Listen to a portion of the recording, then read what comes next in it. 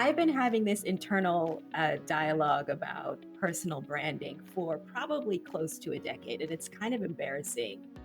And I had a viscerally negative reaction to like in my body. I was hot and itchy and uncomfortable. Like I didn't want anything to do with it. It was a very unsophisticated understanding of what that meant. And it's still difficult. It's still incredibly difficult. But I think that's where the beauty and the power of how you described podcasting as a way to curate and build community by co-creating a space for amazing, brilliant people to share what they have to offer to the world is something that deeply resonates with me. So I'm kind of reflecting on the day you sent me the deck for the Trajectory Africa, and I'm realizing that it was far more complete and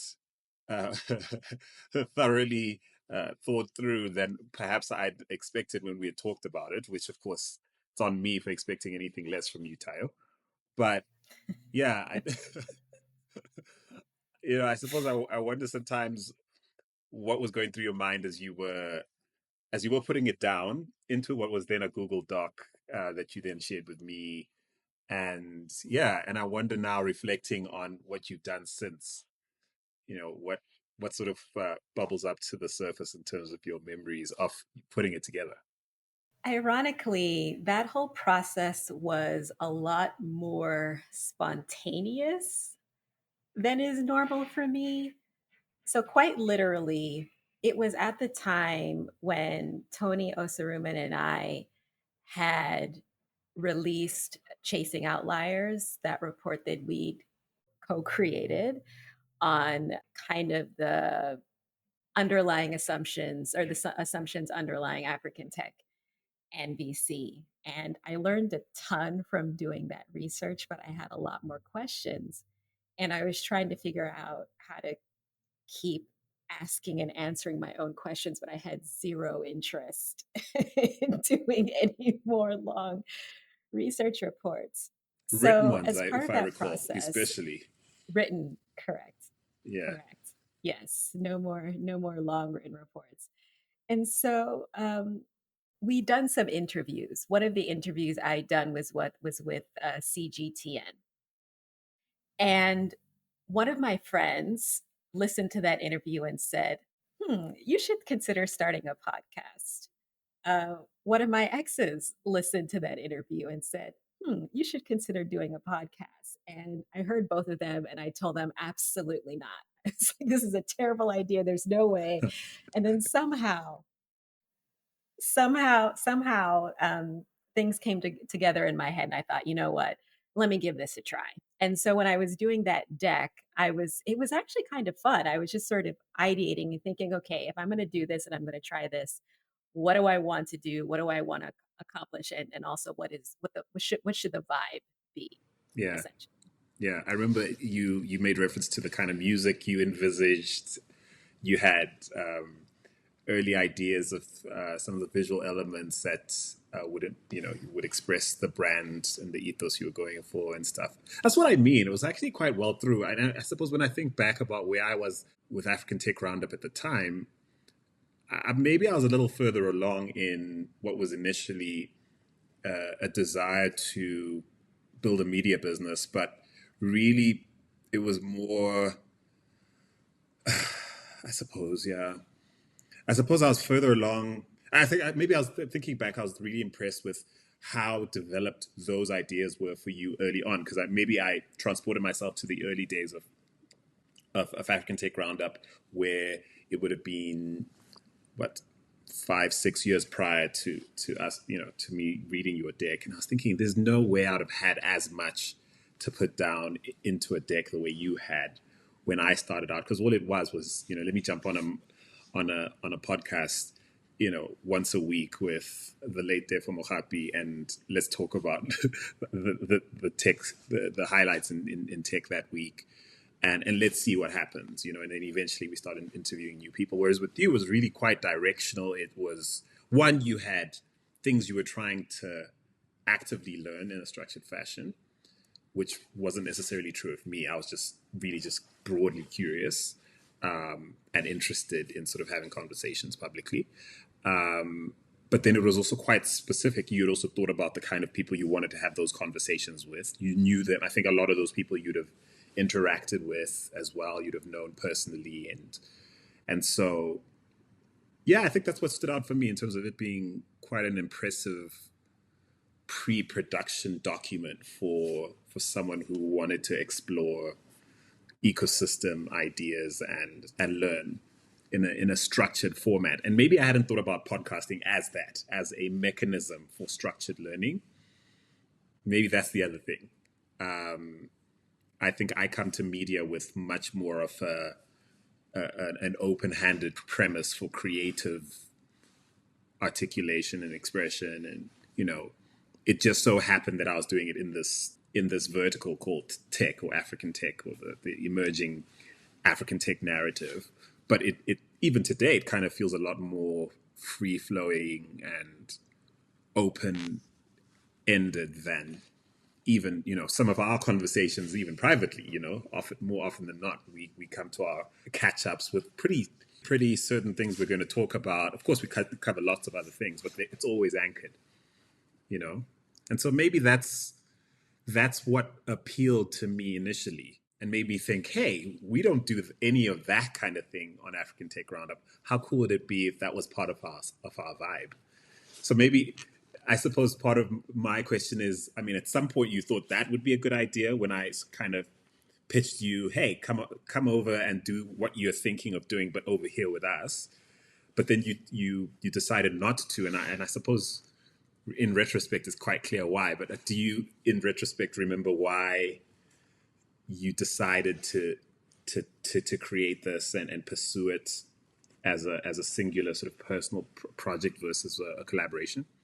Yeah, I think that was an interesting dynamic and an interesting set of conversations. And maybe just to speak to your your point about how I approached putting the initial ideas for the Trajectory Africa Yeah, together. because I'm projecting it. I Kind of suppose people listening to you listening have reflect no idea make what me that deck looked like, but it was impressive. You could show some of that deck today and go, who's the producer behind this idea? You know what I mean? It was actually, and at that point, I think I'd done some producing for the BBC and stuff. I was like, yeah, this was conceptually rich, well thought through, So yeah, just as context for anyone listening, wondering what the heck I'm on about.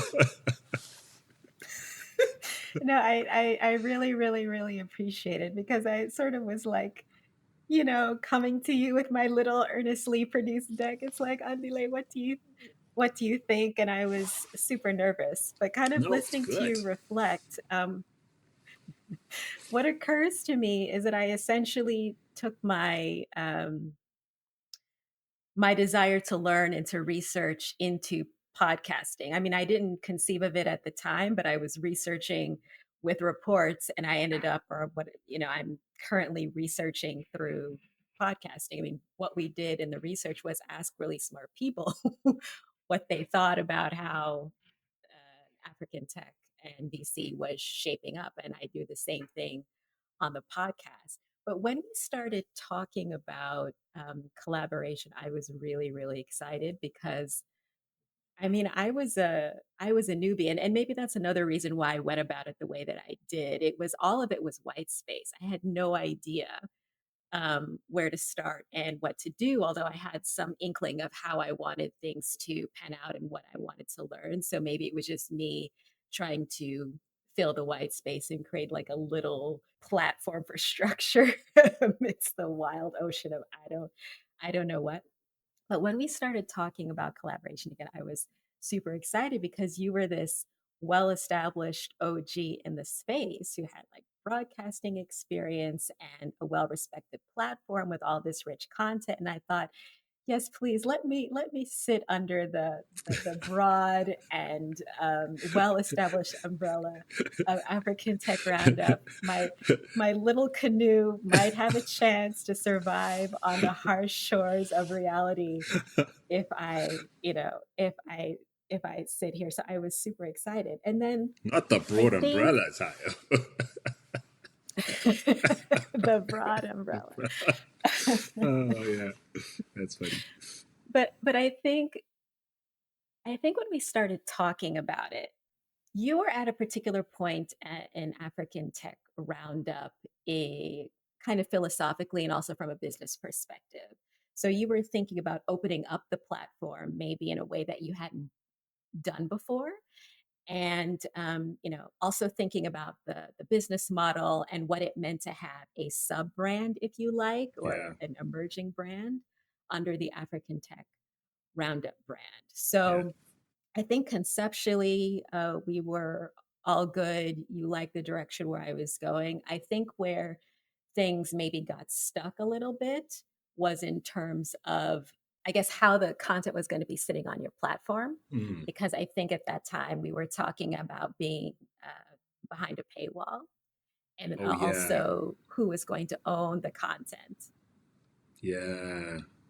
You're taking me back because okay, see, It's I'd way even back. forgotten that because um, it might surprise certain people who are aware of my affinity for open source. And I suppose on one hand, I recognize podcasting as one of the most exclusive media propositions you can apply yourself to, especially in Africa, where the frictions of basically being able to opt into a podcast in light of one, just how relatively difficult it is to opt into a subscribe to a podcast and stream it versus, say, I don't know, watch something on TikTok or be served something on LinkedIn, heck, even Facebook and Instagram, or on WhatsApp, where I think the vast majority of Africans actually spend time on the internet, right? So there's a sense in which podcasting itself is not the most democratized medium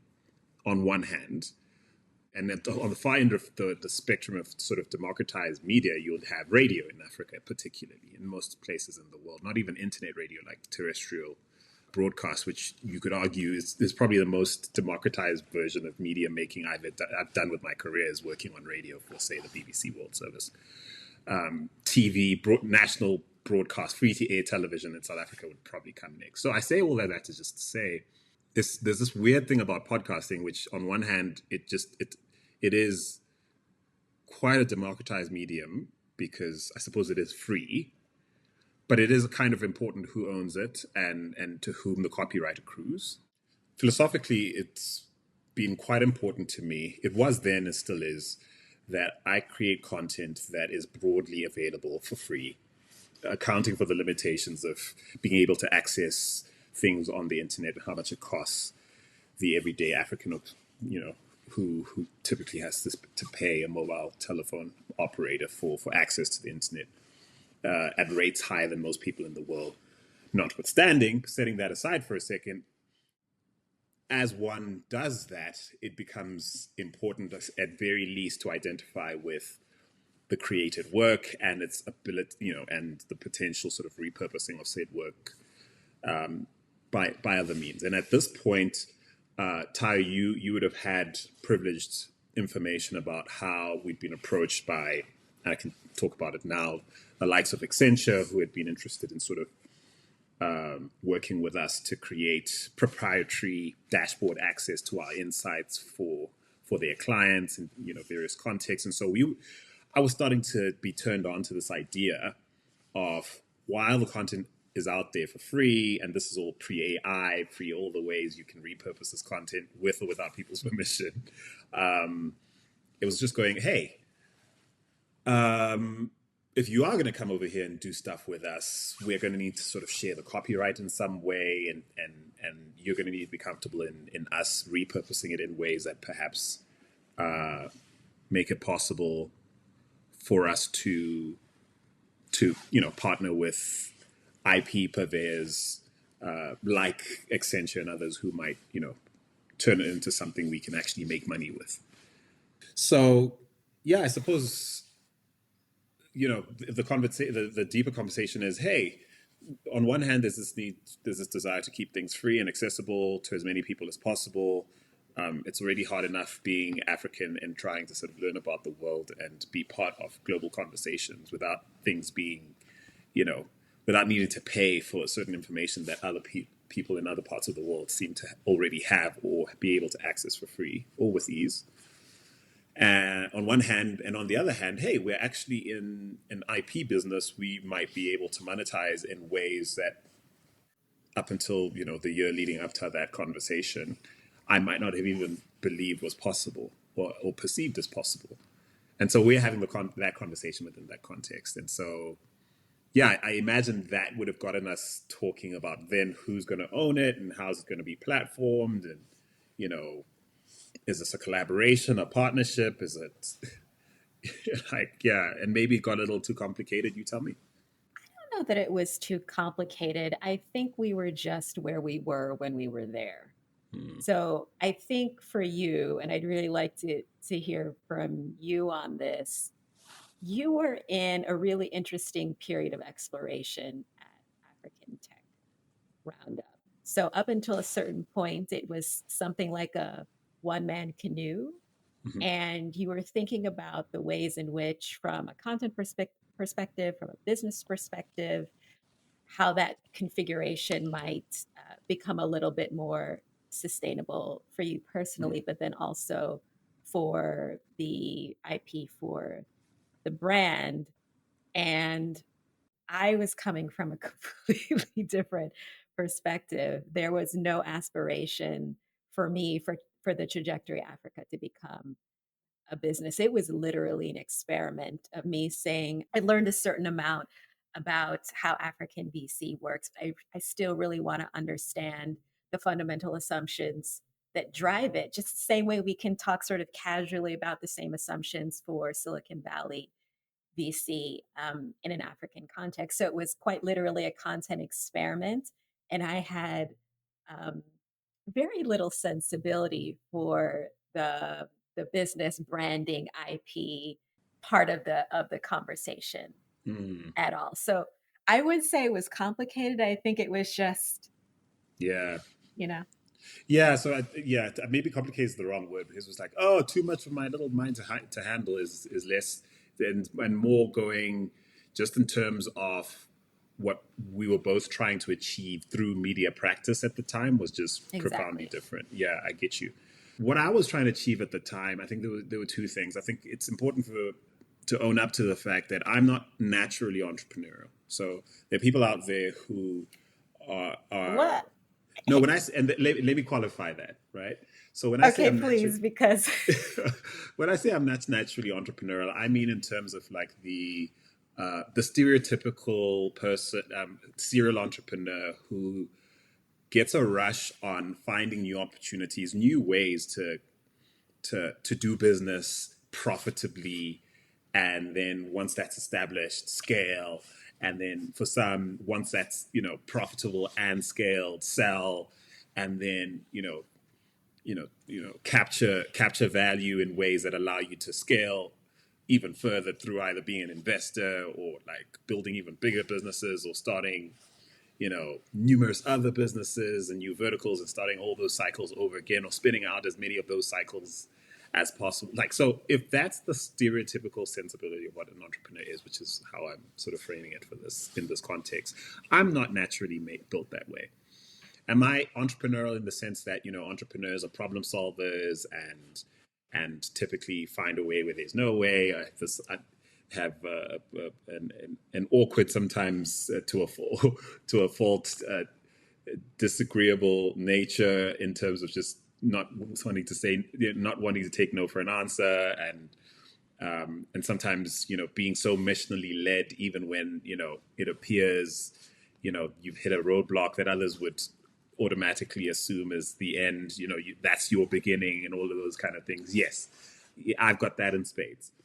But so when you account for that, I'm sitting here with the conviction of the need for a platform like African Tech Roundup to exist, the importance of us being able to storify, track the trajectory, if you will, to borrow your phrase, of the Africa's digital transformation narrative and sort of network map all its players and all the sort of connectivity gaps that exist and the learning gaps that exist and all the interesting stories that are starting to be told, many of them told poorly or incompletely by actors who are either not part of our scene or recently arrived with agendas.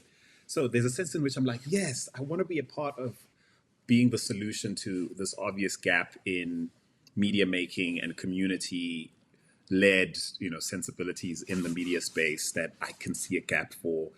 So I have to figure out this sustainability thing. I have to figure out this profitability thing to make this practice sustainable.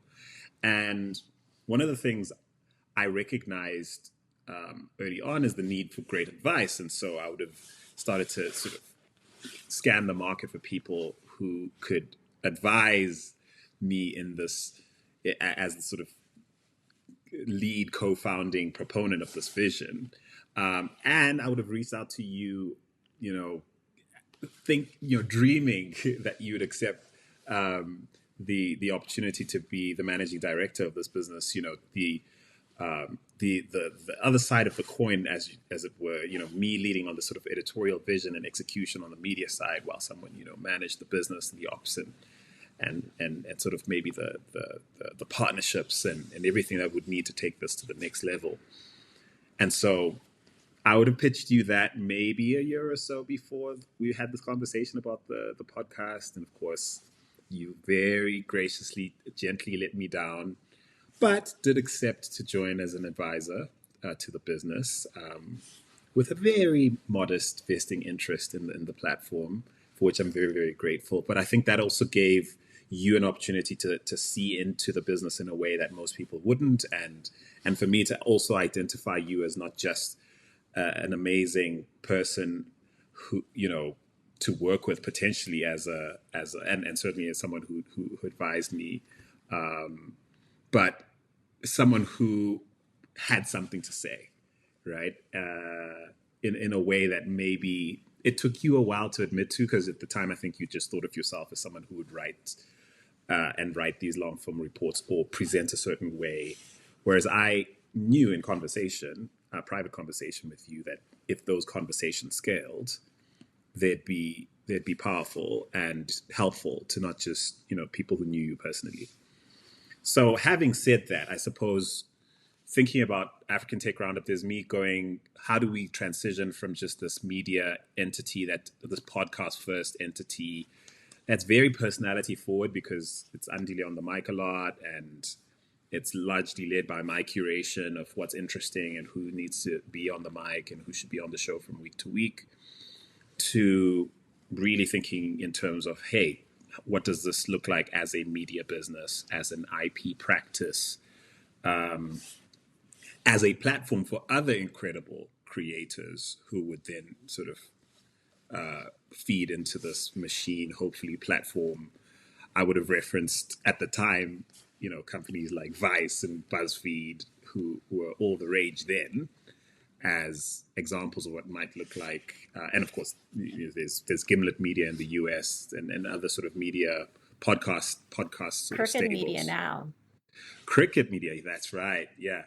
And so there were these podcast stables that I looked at and I thought, hey, we could do a version of that, but unique to Africa, but also unique to the African tech space, and perhaps not just to entertain or even edutain, but just genuinely close an IP gap that I sensed was glaring. Yeah. So yeah, I hope I've answered your question, not in the most concise fashion, but I think that's just letting you into the psyche of the chap who had envisaged sort of the trajectory Africa property as a diffusion brand, as it were, an offshoot brand of the African Tech Roundup brand. Do you know what I've just realized? Tell. During that period when you were exploring and I was kind of along for the ride in kind of let's say trying on the managing director role and co-ideating in terms of what African Tech Roundup could be as a business, we went to Amsterdam and we took right. Yes, I've forgotten about that. We, it was something like if you think back about what that was, it was something. But we went on the road.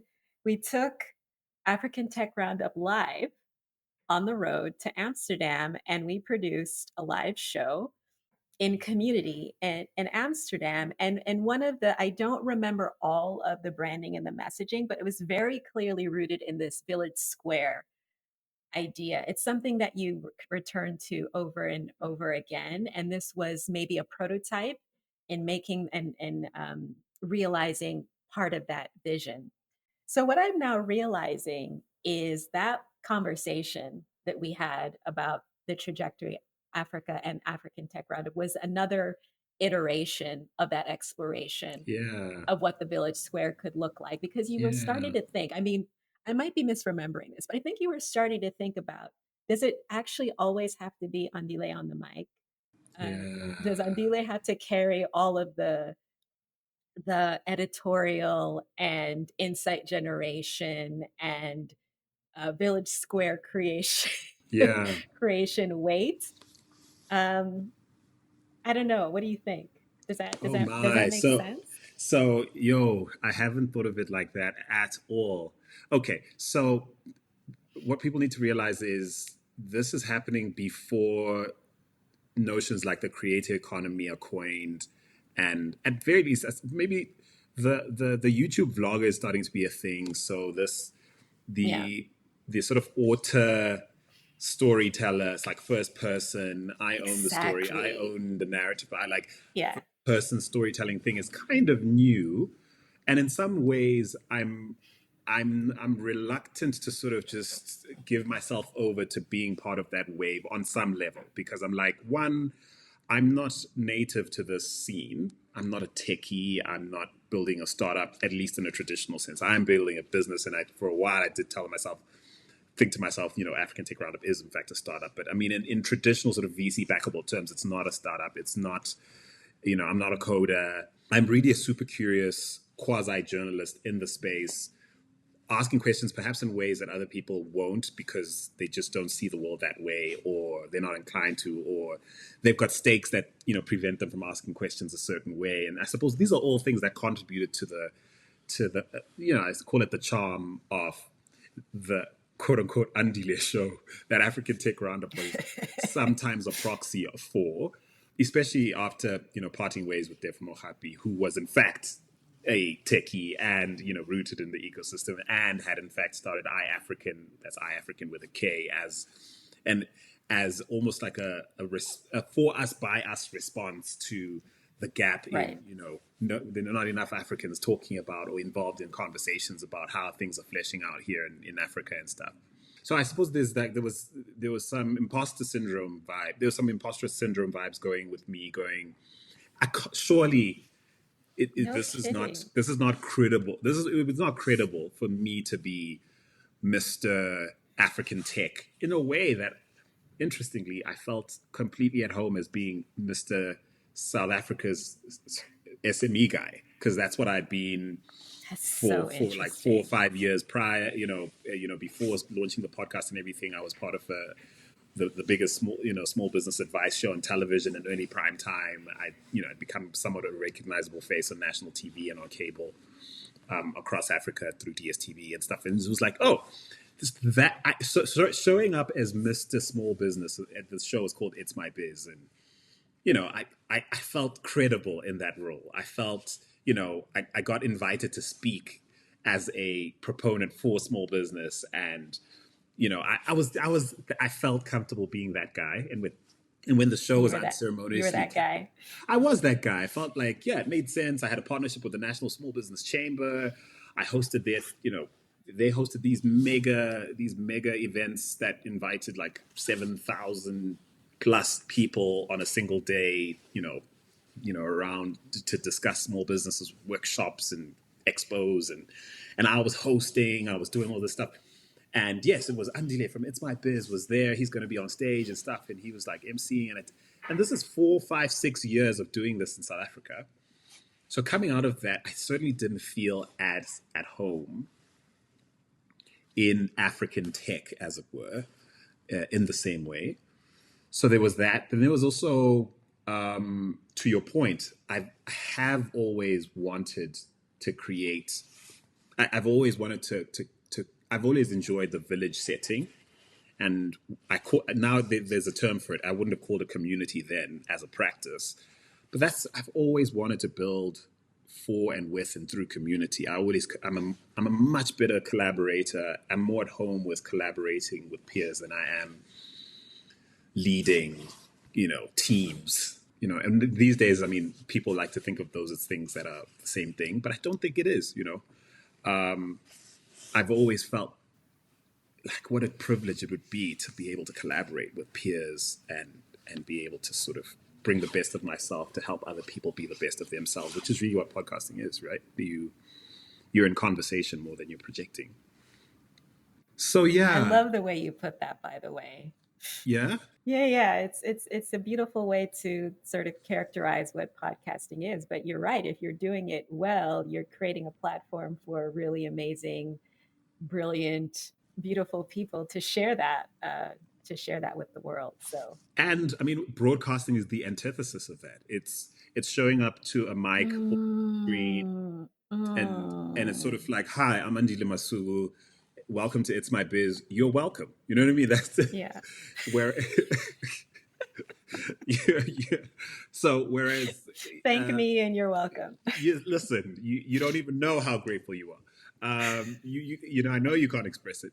So whereas I'm starting to learn through discovering this medium, ultimately, if I think about it, through the humbling process of basically falling off as a TV personality because my TV career stalled and actually, quite frankly, died. I've never since been on a platform as big or as successful in television since then. I've gone on to do other important things, so I'm not self-deprecating here. I'm just really being factual. I'm going in the demise of that 4-year stint on television as this personality that I'd brought into being.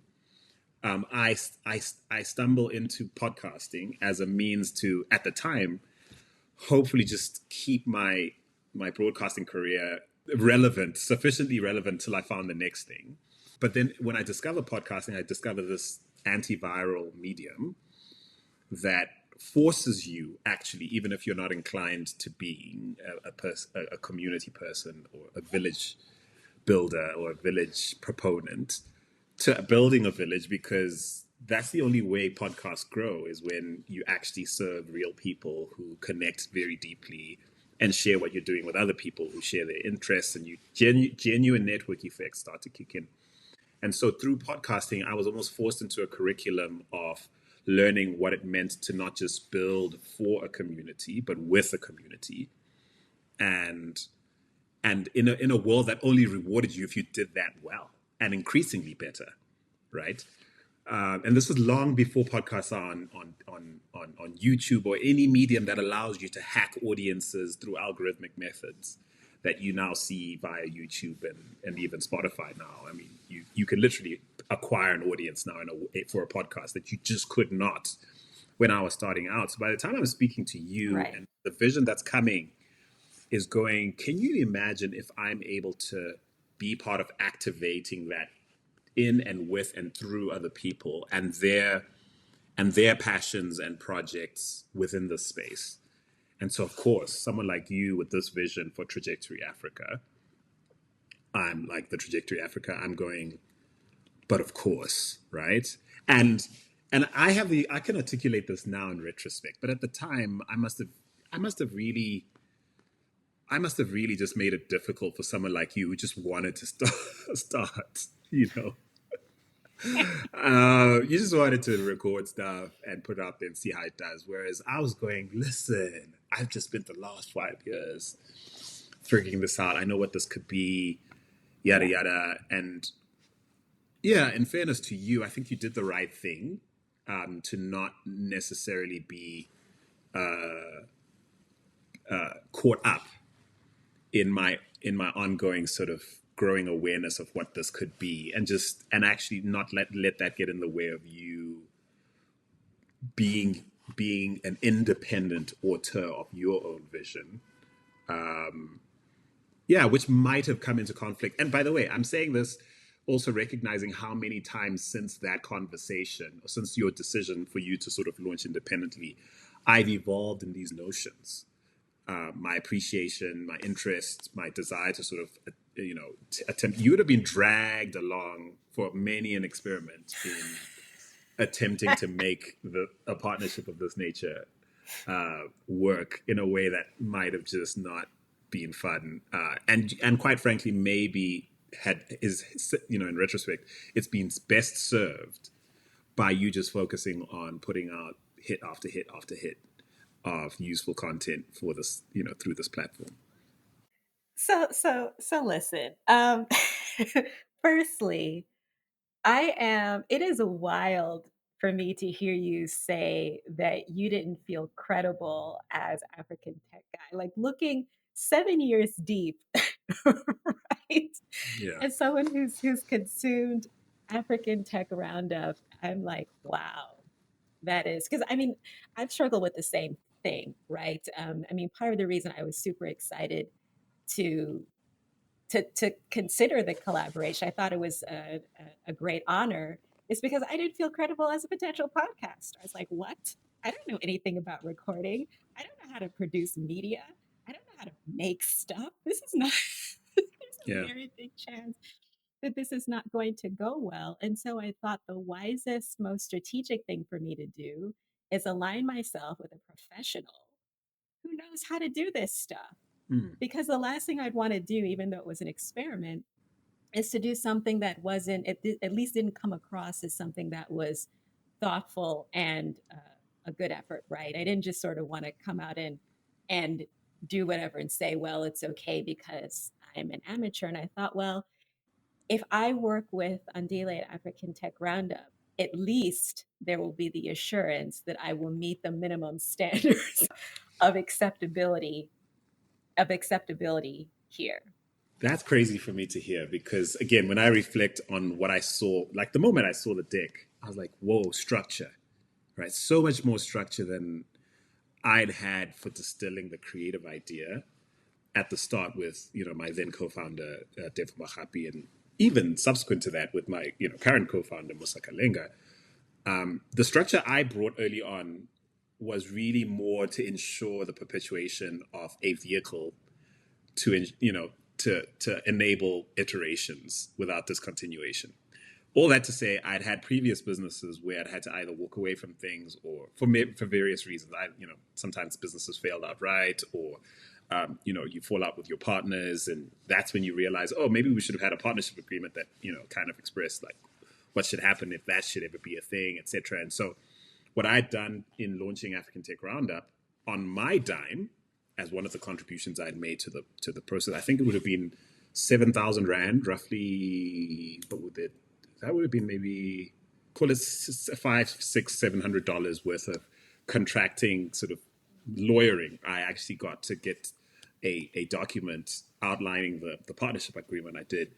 That would set Defo and I up to partner to launch the thing. And it's effectively that agreement that enabled us to amicably break up with each other, as it were, without sort of causing each other harm, and enabling African Tech Roundup to continue to grow past the sort of breakup. And so I was really more just focused on those things than I was in articulating a distilled vision for what we were doing creatively, or the editorial focus even of the content.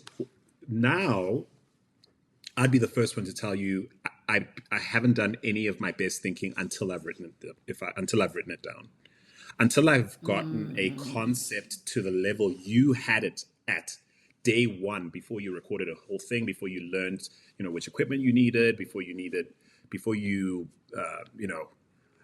and kudos to you. You watched every video I sent you, every resource I shared with you. We jumped on numerous calls.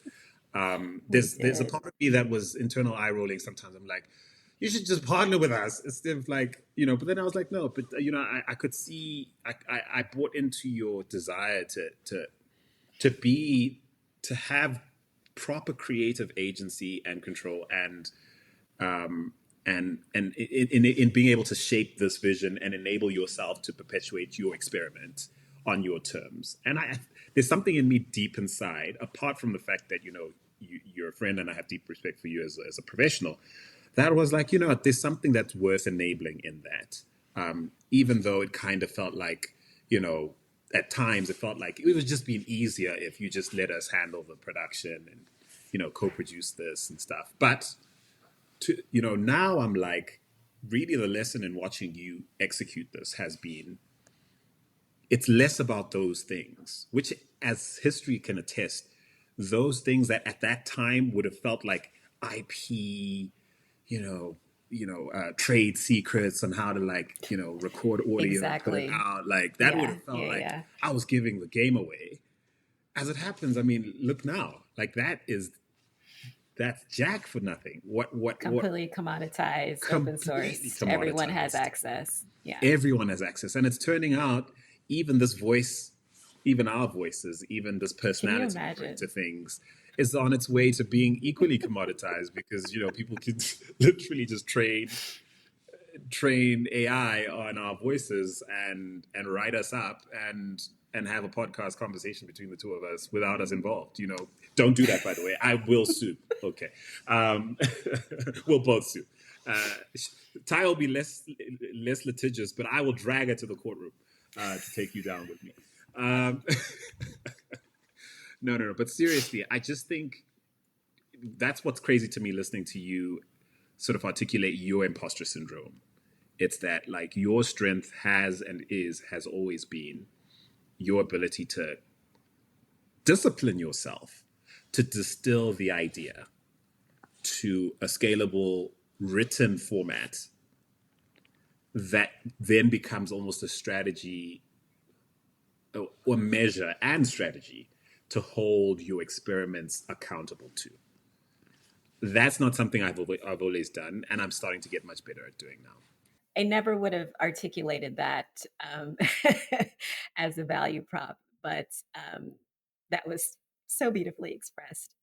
Thank you. But I mean, real talk, I was scared at the point at which you essentially, I know I'm putting this in a particular type of way, and this is not at all the sphere that you did it, but you sort of set me on my way, um, gave me your blessing, really, really set me up for success. So I had a little Word document with, all of the equipment, and you're like, no, this one versus this one. Hey, why don't you get Descript? Because then you won't have to learn. I think it's Audacity, where you're Yeah, so literally looking at yeah, sound which I waves. still use today. Yeah. Yes, because you're a professional. People like myself, we like So we like some level of ease and comfort. But So what's interesting is you gave me Audacity your is what you blessing. do is what someone like me uses, so that I don't have to be as deep as say Spike, who to this day my preferred collaborator for all podcast projects because he's like a proper engineer, like he's a proper engineer. He's like the producers, like how directors have their favorite director of photographers Yeah, and they work with them through their career like over and over and over. yeah, So Spike yeah. is like that for me. He's one of my top, of course. There's people like Riffy and others, but when it comes to audio, he's that guy where if he's in the room or I have the budget to have him on a project, I get to be like the director and the producer of the project, and he can like geek out on like ensuring like we're using the right equipment, the right mics, like he's editing the right software, he's like doing he's doing all of That's that stuff, invaluable. he's bringing Yeah. like audio design elements, he's adding such value that way as a co-creator. But guess what, you don't get to create at that level and that's that standard. And I think that's also the humbling I had coming from broadcasting, where I was spoiled for many years at getting to work with the greatest trained talents, in South Africa and in the UK and even the States and other places where, you actually, if you're gonna experiment in this area, you actually have to get comfortable with the tactile experience of doing the thing yourself to some degree. And the irony, of course, you're calling Audacity the pro tool. Audacity is what made for my generation of getting into it. Like Audacity is what made it possible. And for Right. your generation of getting started like 5 6 years after I did, things like Descript was what made it accessible to you in a way that, again, it just goes to show, I think, That's exactly right.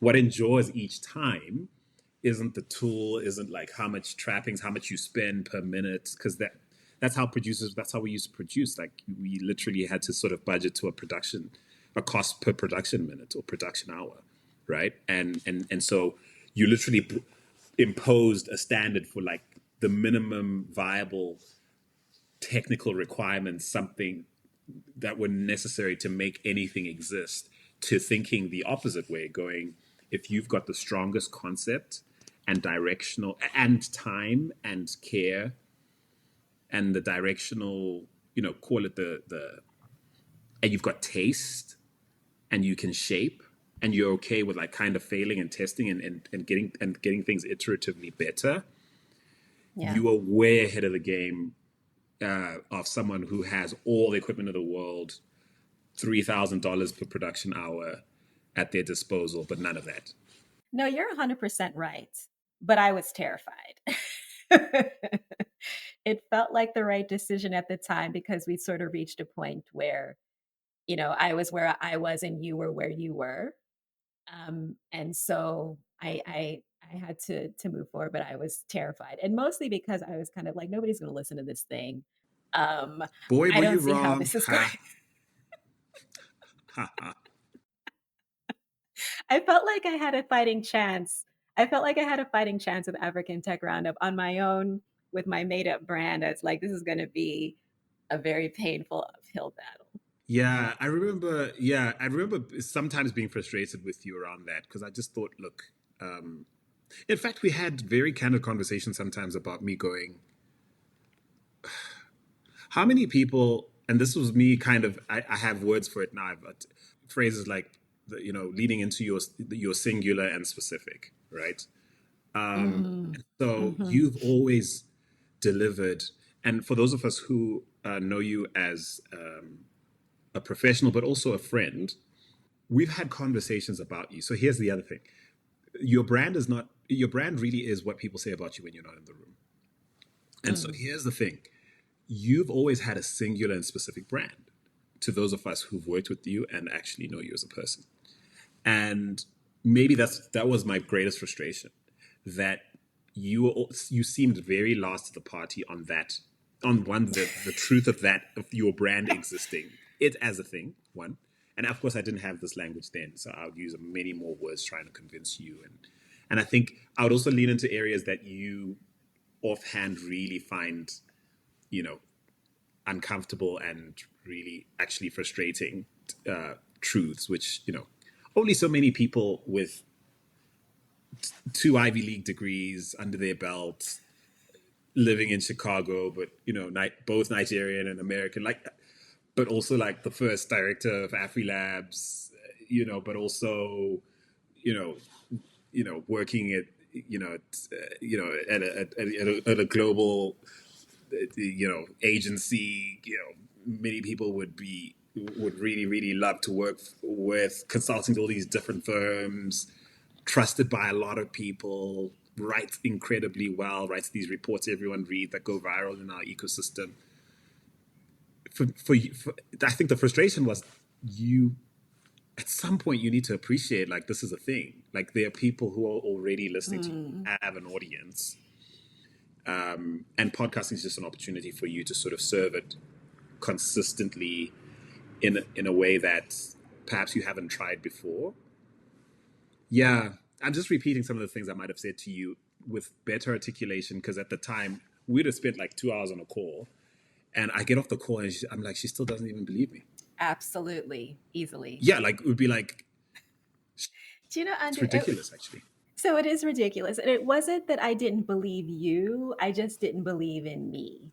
I mean, I've been having this internal dialogue about personal branding for probably close to a decade. And it's kind of embarrassing to admit that in the day and age that we're living in. But I had a conversation with a lovely gentleman, also Nigerian American, probably more than 10 years ago. And he was trying, bless his heart, to convey to me the importance of personal professional brand. And I had a viscerally negative reaction to like in my Yeah. body, I Yeah. was hot and itchy and uncomfortable. Like I didn't want anything to do with it because it felt the translation in my brain was snake oil salesman, Yeah. Yeah. saleswoman, and there was nothing inside that wanted anything to do with that. There was a very unsophisticated understanding of what that meant. So my natural aversion to a misunderstanding or a mistranslation of what you were trying to Mhm. communicate is a battle that I have been. I mean, actually, I wasn't even fighting in the beginning. I just was like not interested.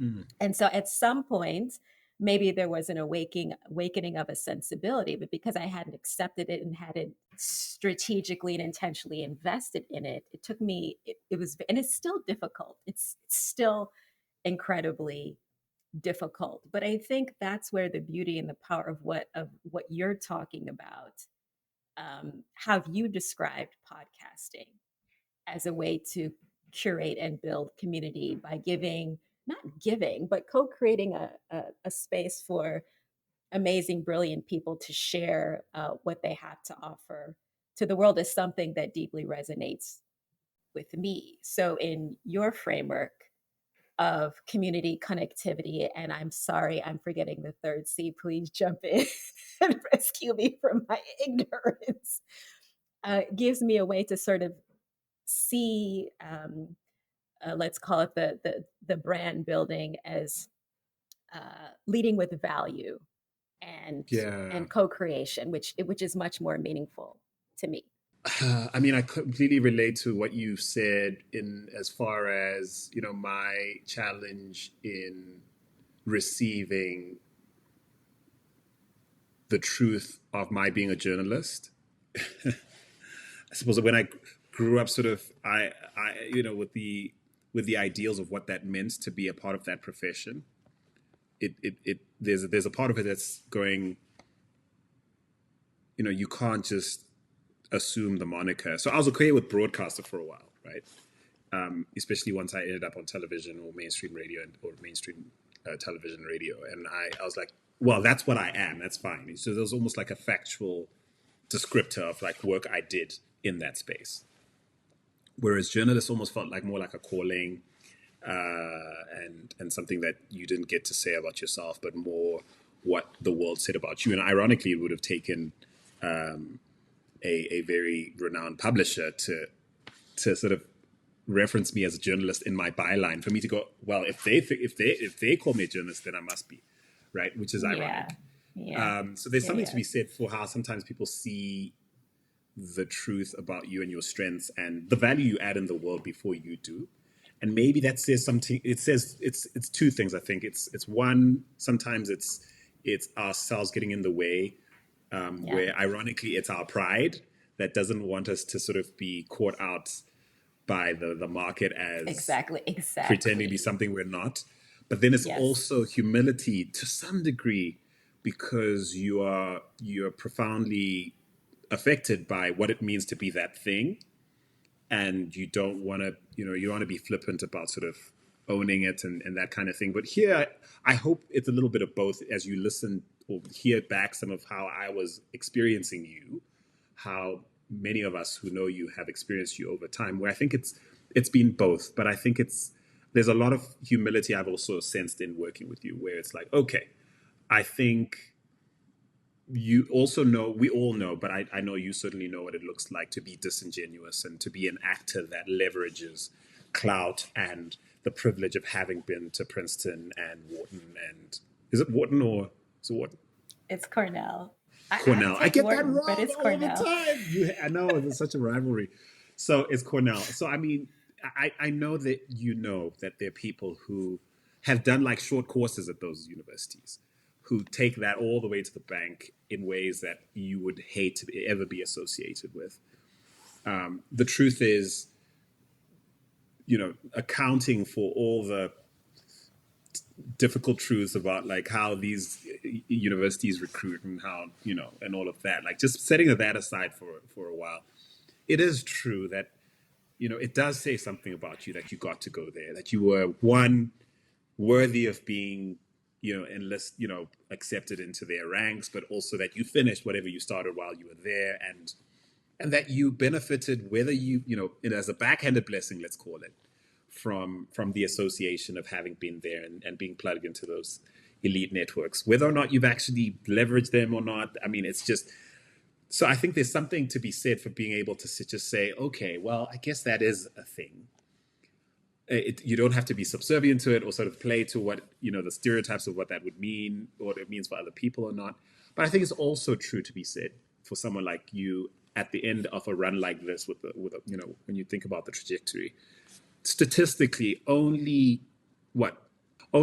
don't want to use the percentage because it's always changing, but I'm sure it's less than a single digit percentage of all podcasts ever published in history published past the 8th episode. And given the traction yours has enjoyed, yours now inhabits, at least the top 20, 30 percentile of all podcasts ever made, notwithstanding the outliers who get millions of listens and, all that kind of thing. And so there's just something to be said for just objectively going, Tayo is a remarkable author, creator, producer, writer, podcaster. And if anything, if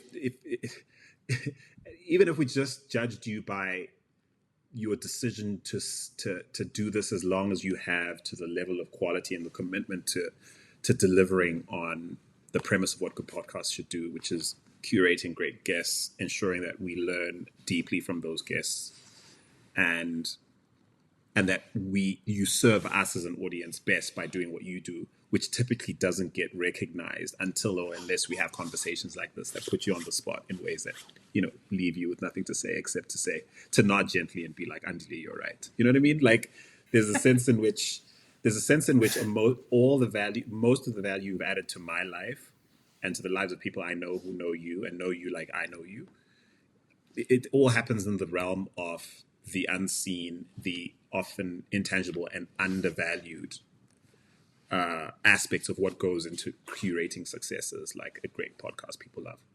So incidentally, you share that attribute with my wife's Ta, who, again, like if people just knew how impactful that woman was, they'd all wish they'd married her, which I'm pretty glad they came. She chose me. But I just think it's really important for you to appreciate, as part of this conversation, that this is just me trying to sort of lay on PR speak or like gas you up for your next thing, or it's just, yeah, at the end of it, like there's a lot of remarkable hard work and character that you've invested in serving us all through this podcast and the work you've done more broadly. So thank you.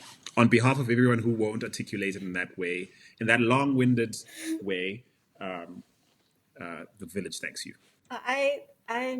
I'm so I appreciate you, Andile. I appreciate everything that you shared, not least because when you sent me on my way with your blessing, right?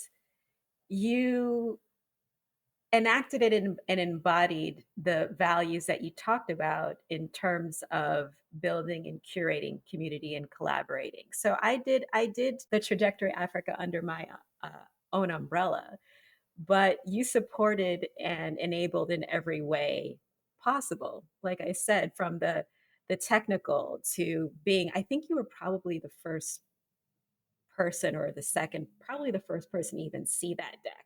Very few people have even seen the deck, and I think you might have been You should put it the out. You first should actually put person. it out. Wouldn't that be fun for people to It actually would see be it? fun. Yeah. I might actually, maybe I should attach it to the You show should. notes or You should something attach it like to the that. show notes or something. Yeah, If you're, yeah. yeah. No, I think it would be fun to do that.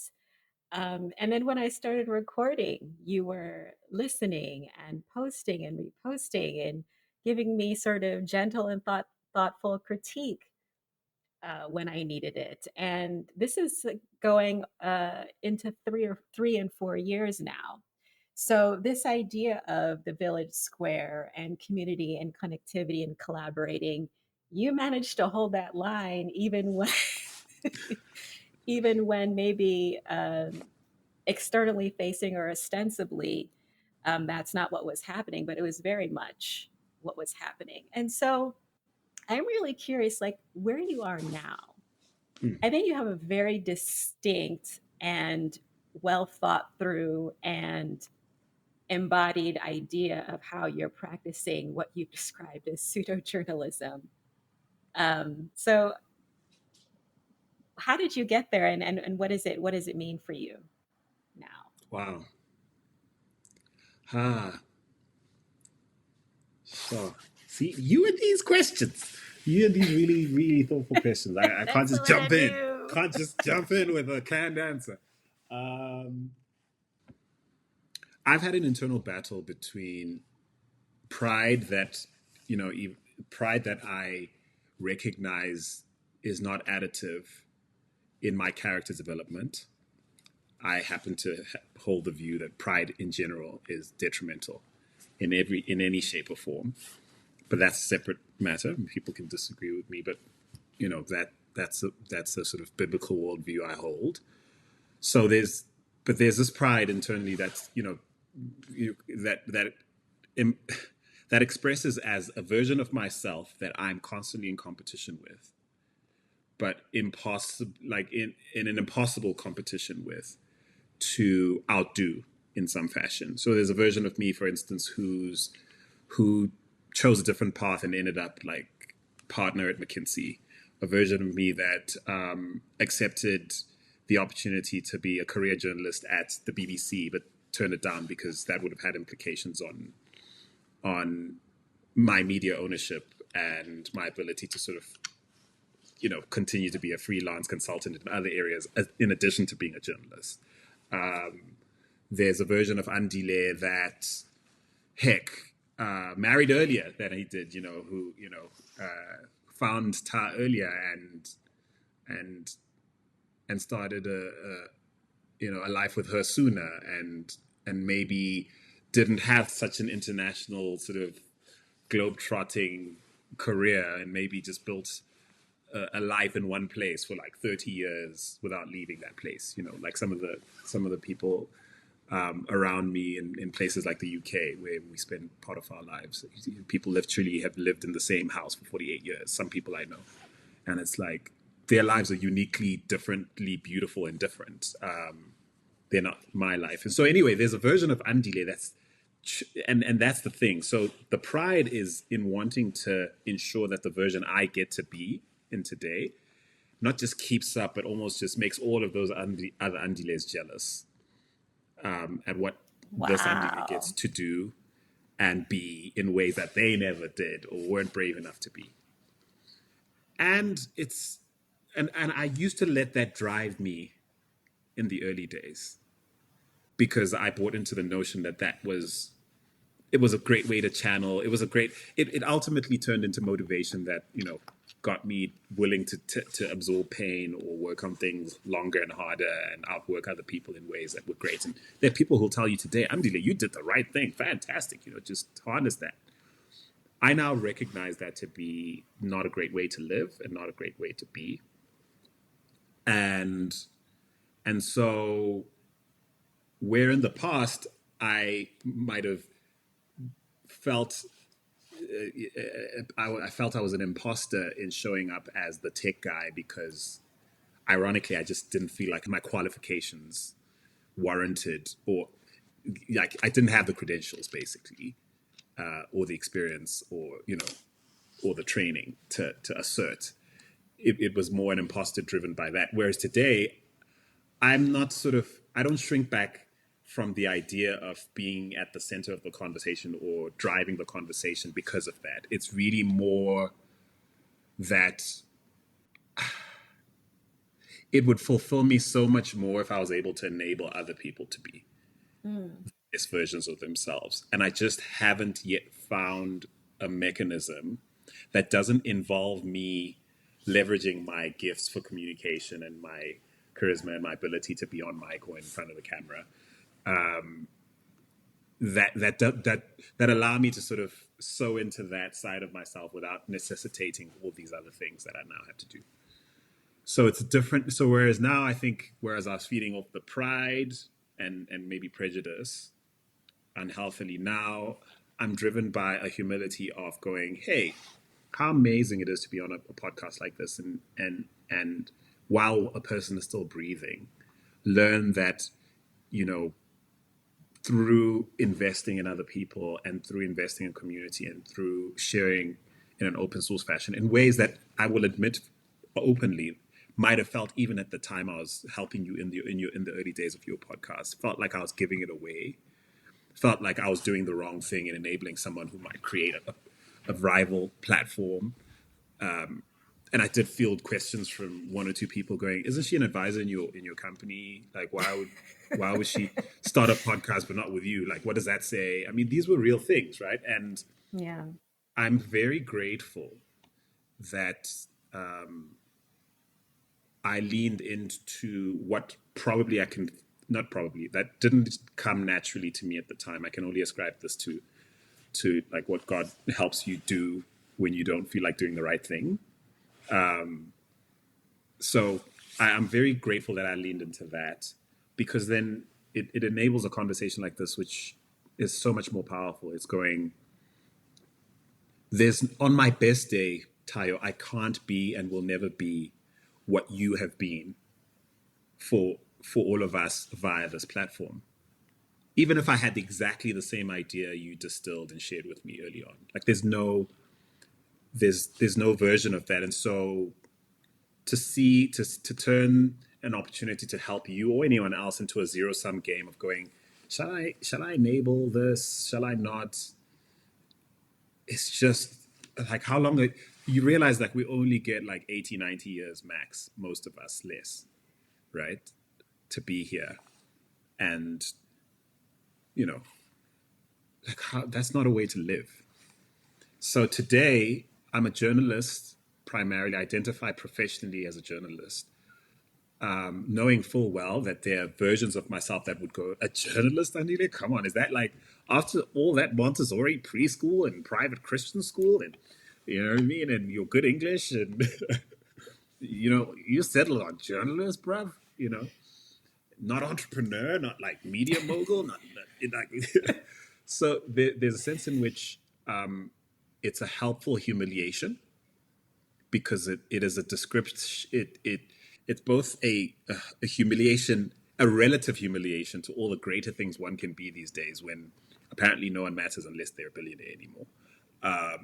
So from that perspective, it's a profound humiliation of my potential as the last born son of like two PhD holders who retired as deans of faculties and stuff. Dude doesn't even have his master's yet, type thing. So it's like, on some level, it's like this profound humiliation that I embrace. On the other, it's like it's an exhale. It's going, oh, I am finally genuinely free and excited to lean into that as a professional description for what is largely not perfectly descriptive of the value I add in the world, right? When you think about good journalism, curiosity, balance, thinking before you act, thoughtfulness, great storytelling, making people feel heard, not just spending, it's not just making sure you and your people get heard, but ensuring that a diversity of views are represented and people can make great decisions, honoring people's agency in appreciating how we don't always agree, and a commitment to facts, to fact and data led exploration, understanding that science isn't perfect, that experiments don't, like a commitment to like testing and good science, not science as a religion, but science as a practice of like testing and being willing to apologize when you get things wrong or hold people accountable. Like, good journalism is as close as it gets to having a good, in my view, professionally, in terms of what I do, is the best possible descriptor of how I hope anything I've ever done in serving people in the world gets described and remembered. But it's also an imperfect one, and that's why I still am a journalist first. But then I'm also, I guess, a strategist and a creative, and an executive thought partner, and all these other things. But I'm finally okay with being the lead journalist of this platform, African Tech Roundup, and I don't have to be like, yes, I still have executive producer on my LinkedIn, which I might change. I don't know. Who knows? I'll keep it, whatever. But yes, that moniker came up when I was desperate for people to think of me first as like this entrepreneur, as this media owner, and this guy who might build the next major, in-depth, hard-hitting media platform that Africa needs because no one else will do it. It's like, now it's actually, I'm just Andile. I'm this journalist who writes well, who is interested in people, who's often like writing about things most people are not really thinking about right now and don't necessarily trend in the moment, but they're worthwhile. And as a result of that approach, obviously struggles to monetize that enterprise as readily as someone who might just commit to, I don't know, chasing SEO rich, just playing to the gallery in terms of what what people want, and to the algorithmic demand of platforms and stuff. And yeah, and I'm tactically, I mean, I don't have anything against those things, but missionally, I couldn't distill everything I do to doing that, even if you promised me all the money in the world. So yeah, and perhaps this is the first time I'm actually talking out loud, saying this out loud, past, say, conversations with you personally, or my wife, or people who know me deeply, my co-founder, Musa, and them. But yeah, at the heart of it, it's just going, African Tech Roundup doesn't need to be Africa's next big media platform or the definitive platform for insight, independent insight and analysis of African tech and innovation and entrepreneurship. It doesn't have to be that. Or right now it's just something I get to steward and just actively figure out over time. And yeah, I just happen to be the chief journalist leading the charge at the moment, and I suppose the major shareholder. Should it ever become a business, I guess, a really profitable business, that is, I suppose I stand to benefit from that. But, and minority shareholders, like, say, minority shareholders like yourself might benefit too. But it doesn't have to be anything. So I think maybe that was the other pressure I might have brought to our conversation several years ago when you were starting out, where I was desperate for it to be more than what it had been to that point, and to outperform even the best examples of what good might look like at the time. I mean, I was like, who's Quartz Africa? We're here, Rest of the World hadn't even launched when we were there. And it was like, in some ways, when Rest of the World launched, and, I love the platform. I think it's great for the most part. The Africa coverage is great. And I look at it sometimes and I think, wow, yeah, in many ways, some of their storytelling is what I had hoped by now we'd be emulating and be known for. And there's just like, actually, no. They, on their best day, could never be African Tech Roundup. And so that's fine. I don't know. It's just, yeah. I feel like I'm going on now and you're not interrupting me, so I'm going to stop. And I'm getting slightly embarrassed. I'm a terrible no. I'm a terrible interrupter. So this is one of I the know. things I struggle with in like regular daily conversation. I'm a bit of a listener by default, and so You I will are. just You're a super listener. yeah, it can be good, but then there are sometimes it's like, oh no, but you actually need to participate in the conversation. I'm like, Well, I okay, mean, I think I gotta jump yes, in. yes and no.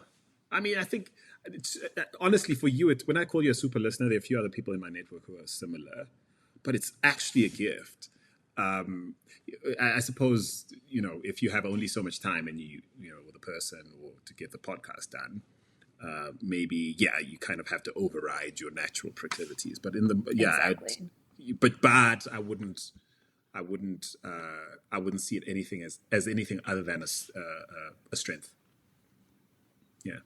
So what I hope you appreciate and embrace is, despite how you might characterize what you've described as a humbling, that the mission was still accomplished in my view, in the sense that the trajectory of Africa would not exist the way that exists without your support and intervention and gentle guidance from a distance. Because, like I said, I really was legitimately terrified.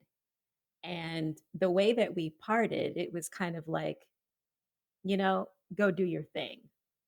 And I was like, okay, I'll go do my thing and see what happens. I mean, it takes a certain level of confidence and humility and commitment to service to be able to say that, mean it, and do it with grace. So, and I say this, and it's important that I say this to you, particularly now, because I'm putting the trajectory of Africa on a shelf for now. Also, in service of something else that you've said, that it's really, really hard to distill, your perspective, your values without putting it to writing. And I have been actively doing that, avoiding doing that for longer than I've avoided committing to personal branding. So that gives you a sense of how long I've been putting this off. But I Wow. will say that without, yeah. Um, but I will say that without the trajectory Africa and that experience, I can't confidently say that I'd have something that I feel. I mean, I wouldn't go so far as to say confident enough to write about, but I feel like I have a platform or a basis from which to continue exploring. So I have you to thank for that, for encouraging me to move in this direction, for validating my ideas, and for all of those conversations that no one will ever be able to listen into, the strategy, the wrestling, the well, engaging with complexity and Yeah. fighting over simplification in all on all the levels. So I think I'll borrow Ezra Klein's statement in saying that maybe this is a good place to end, unless you have any other thoughts you'd like to share. Well, firstly, I must say thank you. You've said many very kind things on this podcast, not least some of the ones you've said there. But I I also want to register that my initial reaction to you saying you were going to pause the podcast was one you didn't want to hear, and one I've since sort of repented of, in the sense that, I think I've often said consistent above average effort. I say versions of this idea. Effort trumps occasional, erratic, even superstar delivery. And so I've said that in many different contexts, including ones where I'm encouraging people just to keep in the game and just keep sharing into the spaces they've created or the platforms they've created, and if they start to tire, just, tweak the frequency, just renegotiate the contract with the audience, and just, slow down the cadence or the frequency of the shares, but don't go away. Having said that, African Tech Roundup has gone on hiatus twice over the last 10 years, for each time a year, almost pretty much exactly a year each time. And so I've broken that rule at least twice with African Tech Roundup. But with you, I somehow felt the need to not let you do what I did ever. But I think what I'm now humbled to, Tayo, all that to say, is that back where we started, the kernel has always been what you bring distinctively as a singular and specific creator, producer, writer, thinker, professional, friend, activist, advocate, right? That's always been, and that's not going anywhere, right? That's literally not going anywhere. And we've never been in a better time for you to experiment with all the ways you can distill that into new and interesting expressions. That might not necessarily need to be a podcast that drops in seasonal, highly anticipated seasonal drops.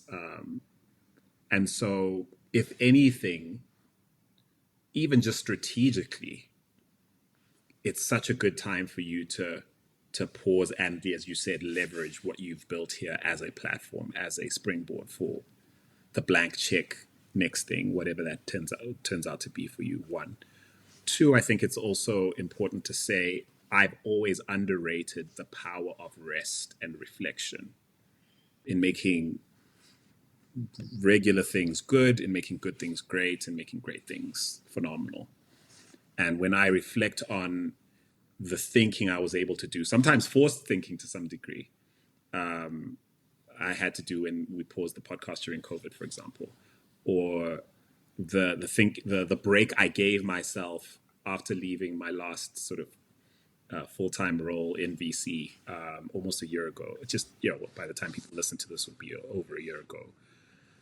Those 3 or 4 months, I gifted myself to think, without, if like two straight months without being on social media and thinking, like, rest is so underrated. So among the other things I'd recommend for you, not that you're asking, is rest. And you've earned it. As far as we're concerned, like, we haven't paid a cent for all the stuff you've done. And so don't buy into the algorithmic pressure to show up unsustainably in ways that just don't feel right for where you are now. Just so that the algorithms don't forget who you are. Like, forget them for a second. And because you're you, I know what comes next is something I want to subscribe to. I don't care what it is. So, yeah. I want people to know, too, that, I did go through, because you've been thinking about this for some time, and I did earnestly, really, initially just think you're doing the wrong thing. But one, it's your decision to make. One. Two, I genuinely think you're doing a wise and brilliant thing that gets people like me and pretty much anyone who's ever benefited from the work you've done really curious about what you might do next and really keen to subscribe for what comes next. So, yeah, man. Salute. Thank you. Thank you, Andile. So I am rest, yes.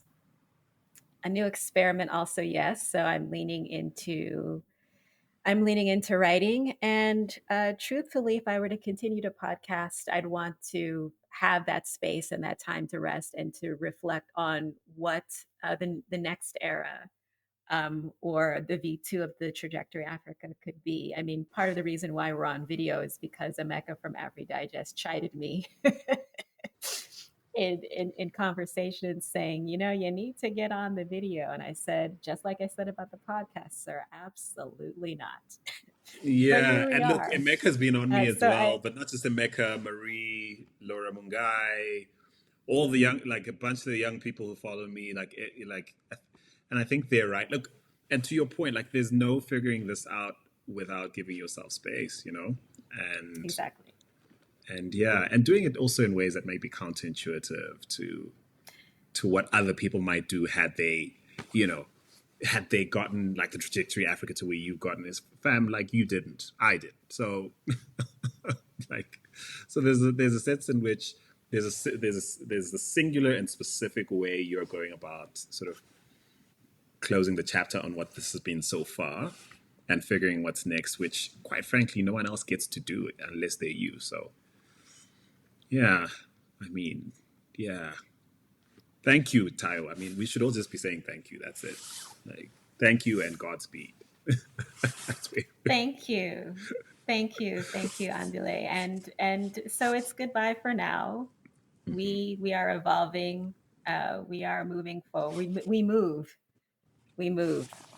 as we say. Pa- Pamberi, as they say in Shona, and Pambili in Sindebele. Shout out to Zimbabwe. Zimbabwe had to make its way onto this podcast. You know Shout that out time. to absolutely. Shout out to Zimbabwe. Shout out to Nigeria as well as we're at it. Come on, So Niger. thank you. Niger's Niger always, stand please, up. Niger's all is everyone. Niger is what we want to be when we grow up. Let's just be honest, Africa. All of us. Let's keep it real. Let's just keep it real. Like, yeah, but you know, Yeah, we love it. 100.